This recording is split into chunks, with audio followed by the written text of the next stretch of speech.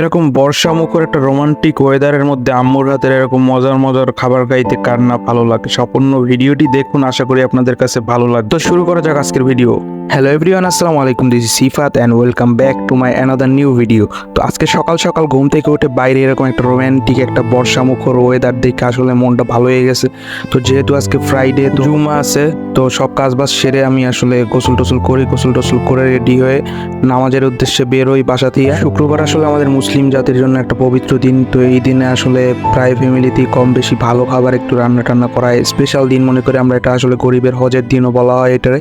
তো আমি রেডি হয়ে নামাজে চলে আসছি। তো মসজিদে নামাজ টামাজ শেষ করে বাসার দিকে উঠি।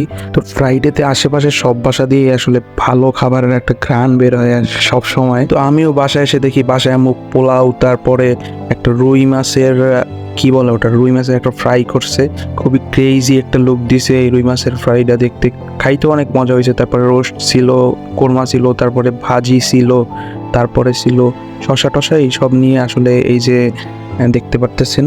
তো এই সব খাবার দেখে আমি আসলে লোভ সামলাইতে পারতেছিলাম না, কি একটা ক্রেজি লুক দিচ্ছিল খাবারগুলো। বিশেষ করে রুই মাছের যে ফ্রাইটা, ওইটা ছিল মাথা নষ্ট একটা স্বাদ। তো আমি আর লোভ সামলাইতে না পারি, আমি অলরেডি খাইতে বসে গেছি।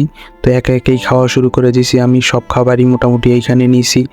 বিশেষ করে আমার কাছে আম্মুর হাতের এই যে রোস্ট পোলাওটাও অসাধারণ লাগে, খুবই ভালো লাগে। সাথে যে এই আম্মুর স্পেশাল একটা সবজি, তো এইটা আরো বেশি মজা লাগে। বাইরের খাবারের থেকে আমার কাছে আমার আম্মুর হাতের রান্না সবচেয়ে বেস্ট মনে হয়। সবগুলো খাবারই আমি খুব ভালোভাবে এনজয় করতেছিলাম, খুবই ভালো লাগতেছিল সবগুলো খাবার।